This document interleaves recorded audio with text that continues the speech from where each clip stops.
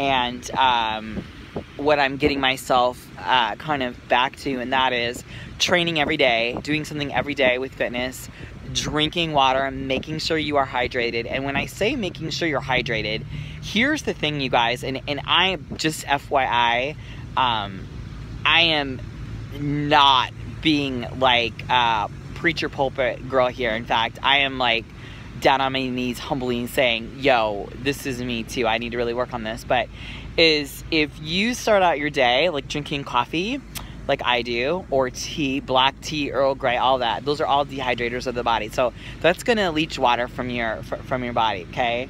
Say then the rest of your meals, like, you know, your foods are cooked, cooked food, anything that's cooked leaches out hydration. It will pull water from your brain, from your spinal column, from your cells, anywhere it can get hydration to be able to digest your food and to assimilate it in the mitochondrial wall system, and mitochondrial energy to get you to be able to, like, you know, be a human being, be able to speak, talk, walk, function, etc. So you have coffee, you eating cooked foods, you have some more coffee, maybe you have a rock star, you have something in the afternoon, more dehydrating, then you have some alcohol, more dehydrating, more cooked food, more dehydrating. So one of the things that I am going to be working on is having a glass of celery juice, having a glass of cucumber juice, having a glass of water with lemon in it. These are all ways to put hydration back into the water, to put good salts back into your body. A lot of people are real high in salt, have real high sodium foods. That's why processed foods are gonna, again, those are leachers. Processed foods are worse than cooked foods as far as like leaching stuff out of your body. Things that are really good for you guys are just raw foods, raw vegetables and fruits and nuts, and just foods that are in their natural state. You know, again, look at me, I'm like totally out of shape. I'm getting back in shape with this all, but things to look at are like if foods have been packaged, or I call them slut foods, if they've been through many hands, then I call them a slut food. You want to eat foods that are clean and pure, and like you want to be able to pick it, you know what I mean, like have it be as close to the natural state as possible. Now here's the thing, you're going to be in a car, like we were just on a road trip from Tucson. You're gonna need a little caffeine boost. I mean, it's just like you're gonna go back to those like little cheaty things that you always do. I mean, that's just life. But when you can, like today I had this amazing, I should have taken a picture of it, this amazing, it had alfalfa sprouts and spinach and carrots and celery, and it was just so good. It had this amazing balsamic, just real balsamic and olive oil as a dressing, and then I had a little tuna fish on the side just to get a little extra protein, because my body works really well with protein. The other thing is just ask your body, just like what do you do your best at? And then one of the things I used to have my clients is we would ask them, every time after you eat, I would have you journal, and I would write, what is your satiation? So how do you feel after you eat? Do you feel full? Do you feel overly full? I would ask people to kind of rank it on a system of 1 to 10. 10 being Thanksgiving. You're at your family's and you've had the pie and the turkey and you know how you just feel like your pants, the buttons on your pants are gonna like pop out? That's a 10. And the goal is to get to be around either between a 4 and a 6. So you don't want to overeat. You want to just kind of feel kind of light. Do you know what I mean? And here's the thing. My programs and the way that as a trainer, as I work with my clients, everyone is different. Some people work really well on 1 meal a day. Some of my clients work really well with 6 meals a day. Some of my clients work really well with like high protein, high fat, but really, when I say high protein, high fat, I mean like coconut oil and macadamia nuts and avocados and really good sources of clean sources of fat and clean sources of protein like fish and chicken and things like that. Just really an organic, you know. But again, some people might work better, and it's funny, even with myself, like today I had a side of tuna. I asked for a side of tuna, but I really took like 2 little bites of it. I didn't even, my body was like, no, it's like to eat it, I kind of felt like it was going to make me kind of feel sick to my stomach or something. I don't know if that makes any sense, but just listen to your body, like honor the warrior within you. And that's the thing that's really, really, I think the biggest thing about ADD, depression, bipolar, any of all that, is that you have to listen to your body, and you have to get really discerning. Like you almost have to be like the mother of your child and the child is depression, ADD, bipolar, whatever it is. It's like, it's a part of you that needs to be handled with a lot of care and respect and love and empathy and compassion. You have to have compassion for yourself. So one of the things that, like, right now I'm at San Diego visiting our mother-in-law, and you know, anytime you're gonna visit your in-laws, I mean, let's just call a spade, unless it's, you know, I mean, some people just like they gel amazingly, and you know what, God bless you. Sherry and I, and she's a subscriber, so she will probably watch this. So shout out to my mama. But anytime you're gonna be staying with someone, you have to respect them, number one. Number two, but you also have to respect yourself. And one of the things that I have found when I come and visit her is I need to have my downtime. The thing of it is, it might hurt her feelings, it might hurt anybody's feelings. If they were to just kind of, you know, a lot of people think that they know me. They think I talk all the time, I'm outgoing, I'm giggling, I'm all this stuff. But as much as I am all of those things, okay, so if you put that on a scale of a 10, let's call that a 10. I'm always da-da-da-da-da. I am 99% more quiet and talkless. And when I say talkless, obviously that's not a word, but I mean just like, this is me. Like when I put this camera down and I end this vlog, I will literally sit, no radio, no book, no magazine. I will just sit in silence and I'll hear the ocean. And I'll watch the little girl playing. I'll watch the surfer.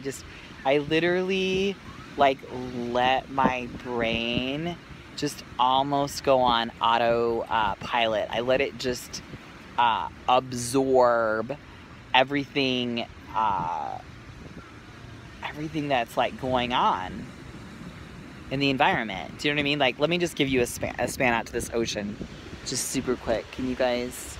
Yeah, you can see the water out there. I'll just give you guys like 15 minutes of just taking that ocean in. 15 seconds, I mean, not minutes.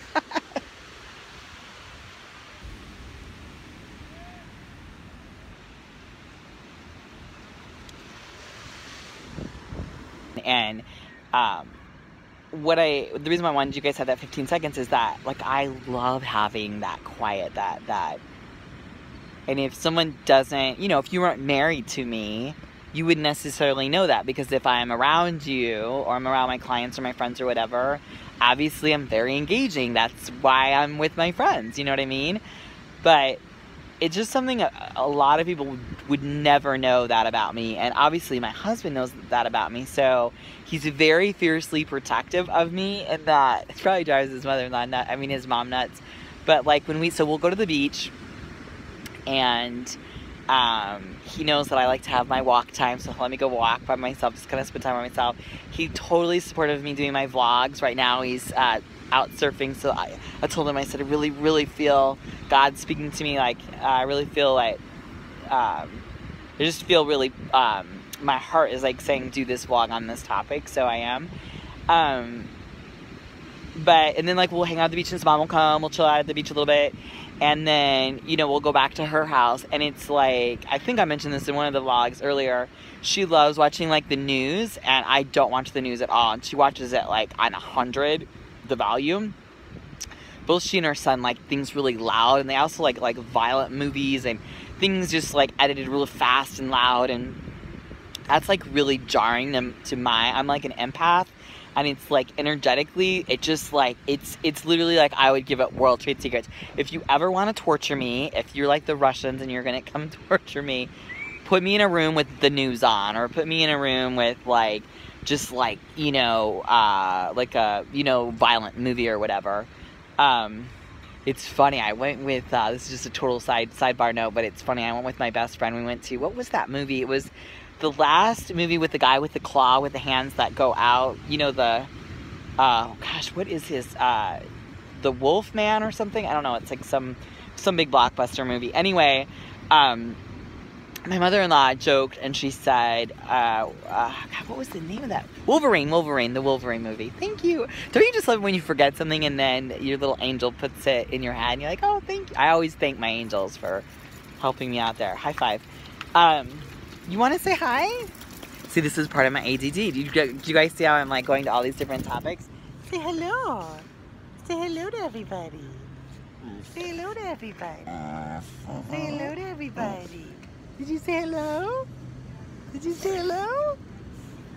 Anyway, okay, Wolverine. I went to the movie. Bottom line, you okay? What's so funny, you guys, about the movie is, went with my mother-in-law, her fiance, my husband and I, and my best friend. I turn around. We couldn't get all the seats together. It was one of those, you know, those movie theaters where you can sit in the big, like, no, get back. When you can sit in the movie theater and it's like one of those long, sorry you guys, look at what's happening here. Look at what's happening there. And this is going after that right there. That little dog. So get back in. Anyway, so we were at Wolverine and it was so violent. The movie was so violent. Like for me, it was just, I don't know, I don't even quite know how to describe it. I'm just like, my brain, and I always tell my husband this, your brain does not know the difference between, your brain doesn't know you're watching a movie. Your brain, in the way that it processes things, is processing it as if it is reality. It doesn't know it's not reality. You can say this isn't reality, it's just a movie, but your brain doesn't process things any differently. In fact, at least that's what I've learned, and that's what, like, I just remember my mom raising us. We just never watched, like, really violent things. So it's kind of like, I'm really proud of the fact, no, that I have, excuse me, you guys, I have a brain that, I don't know, I mean, I'm happy that my brain is sensitive like that, and I want it to be sensitive. I don't want to be desensitized. But anyway, so bottom line is we turned around in the movie theater, my best friend was gone, and I thought she got abducted. I didn't know what was wrong with her. She was answering her phone. I was just like, I could not understand why she wouldn't be there. And it ends up that she left the movie theater like within like the first 10 minutes because it was so violent. And I literally, my husband laughed. He could not stop laughing because he was like, that is your best friend. Only you would have a best friend that's just as sensitive as you. But anyway, back to that whole thing. So when I come home and stuff from the beach, I know at night too, you guys, I'm a lot more sensitive. So if you guys do have a brain like mine, you battle with, you know, bipolar or ADD or depression or any of that, you know, just be aware at night, you're going to tend to be probably a little bit more sensitive. And for me, the reason I know that, it's almost like I look at my brain chemicals, and when I wake up in the morning, that's when I'm at my best. And that's when all my neurotransmitters and my hormones and everything, it's almost like they just got up and they're fresh. And it's almost like the oil, or I think of it kind of like in a car. Everything's like fresh, but like by the end of the day, the car's been driven a lot and it's like depleted.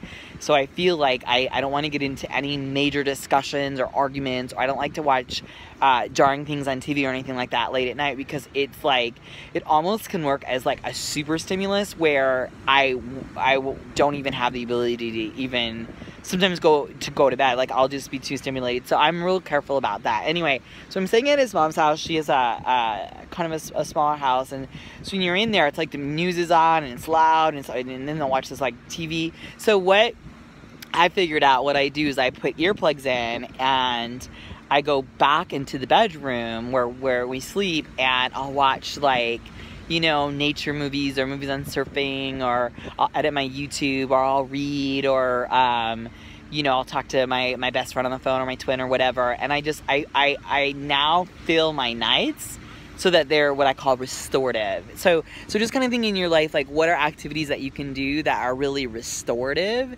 so that your brain at night can almost be like in a state of healing and preparation for your sleep.